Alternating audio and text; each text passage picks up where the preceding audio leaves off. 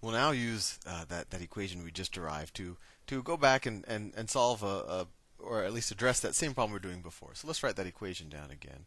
So actually, let's write the problem down. Let's say I have the cliff again, and so my initial distance is 0, but it goes down 500 meters. I'm not going to redraw the cliff because it takes a lot of space up on my limited chalkboard. So we know that the change in distance is equal to minus 500 meters. And I'm going to still use the example where I don't just drop the ball or the penny or whatever I'm throwing off the cliff. I actually throw it straight up. So it's going to go up and slow down from gravity, and then go to 0 velocity and then start accelerating downwards, or you can even say decelerating in the other direction. But the initial velocity, vi, is equal to, let's say, 30 meters per second. And of course we know that the acceleration is equal to minus 10 meters per second squared. Because acceleration gravity is always pulling downwards or towards the center of our planet. If we wanted to figure out the final velocity, we could have just used the formula, and we did this in the last video. Vf squared is equal to vi squared plus 2ad. But now what I want to do is see if I'm going to use the formula we learned in the very last video to figure out how long does it take to get to the bottom to hit the ground. So let's use that formula. We derived, and I'll write in a different color. We derived that the change in distance is equal to the initial velocity times time plus acceleration times squared over 2. That's initial velocity. So the change in distance is minus 500. Minus 500 is equal to the initial velocity. Well, that's positive, going upwards 30 meters per second. 30 t. I'm not going to write the units right now because it'll just make things, I'll run out of space, but you can redo it with the units and see that the units do work out. When you square time, you have to square the time units, etc., although we're solving for time. Plus acceleration. Acceleration is minus 10, but we're going to divide it by 2, right? So it's minus 5 t squared. So we have minus 500 is equal to 30t. We could, plus minus 5t squared. We could just say minus 5t squared to get rid of this plus. So at first you're saying, well, Sal, there's a t that's t to the first, a t to the second. How do I solve this? And hopefully you've taken algebra 2 or algebra 1 in some places, and you remember how to solve this. Otherwise, you're about to learn the quadratic equation. Although I recommend you go back and you learn about factoring in the quadratic equation, which there are videos on that I've put on YouTube. So I hope you watch those first if you don't remember. But what we can do is let's put these two right terms on the left-hand side, and then we'll use the quadratic equation to solve it because I don't think this is easy to factor. So we get 5t squared minus 30t minus 500 is equal to 0. I just took these terms and put them on the left side. And we could divide both sides by 5 just to simplify things. So we get t squared minus 6t minus 100 is equal to 0, right? And I could do that because 0 divided by 5 is just 5, so it just cleaned it up a little bit. So let's use the quadratic equation, and for those of us who need a refresher, I'll write it down. So the roots of any quadratic, and in this case, it's t we're solving for. T will equal negative b plus or minus the square root of b squared minus 4ac over 2a, where a is the coefficient on this term, b is the coefficient on this term, negative 6, and c is the constant, so minus 100. So let's just solve. So we get t is equal to negative b. So negative this term.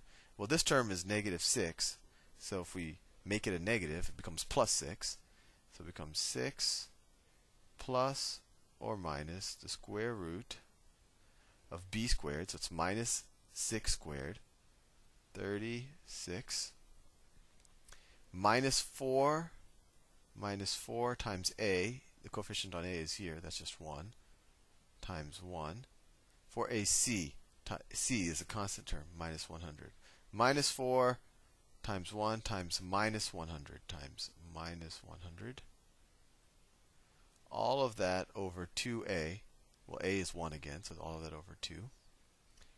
That just equals 6 plus or minus the square root this is minus 4 times minus 100, so these become pluses. So it becomes 36 plus 400, right? So 6 plus or minus 436 divided by 2. And this is not a clean number. And if you type it into your calculator, it's something on the order of about 20.9. We can just say approximately 21. You might want to get the exact number if you're actually doing this on a test or trying to send something to Mars. But for our purposes, I think you'll get the point. So I'll say it approximately now because we're going to be a little off, but just to have clean numbers. This is approximately 21. It's like 20.9. We'll say 6 plus or minus, well, let me just write 20.9. 20.9 over 2. So t is approximately 6. So let me ask you a question. If I do 6 minus 20.9, what do I get? I get a negative number. And does a negative time make sense? No, it does not. That means that somehow in the past, well, I don't want to get philosophical, but the negative time in this context will not make sense.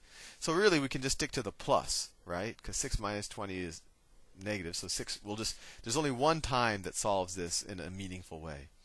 So time is approximately equal to 6 plus 20.9, so that's 26.9 over 2. And that equals what? 13.45? 13.45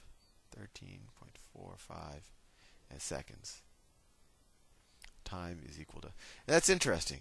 I think if you remember way back, maybe 4 or 5 videos ago, when we first did this problem, we just dropped the penny straight from the height. And actually, in that problem, I gave you the time. I said it took 10 seconds to hit the ground, and we worked backwards to figure out that the cliff was 500 meters high.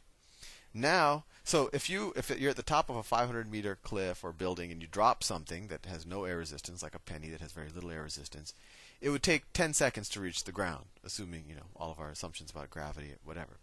But if you were to throw the penny straight up, off the edge of the cliff at 30 meters per second, right here, it's going to take 13.5, roughly 13 and a half seconds to reach the ground. So it takes a little bit longer, and that should make sense because.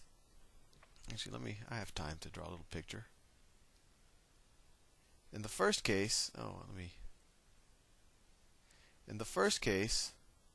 I just took the penny and its motion just went straight down. In the second case, I took the penny, it first went up and then it went down. Right? So it had all the time when it went up, and then it kind of went down a longer distance. So it makes sense that this time is 10 seconds, while this time was 13.45 seconds. So you can kind of say that it took well, you actually can't say that. I don't want to get too involved. But I hopefully this makes sense to you. If you got a smaller number here, you would have gone and checked your work, because why would it take less time when I throw the object straight up? So hopefully that gave you a little bit of more intuition, and you really do have in your arsenal now all of the equations and hopefully the intuition you need to solve basic projectile problems. I'll now do probably a couple of more videos where I just do a bunch of problems just to really drive the points home, and then I'll expand these problems to two dimensions and angles, and before we get there, you might want to refresh your trigonometry. I'll see you soon.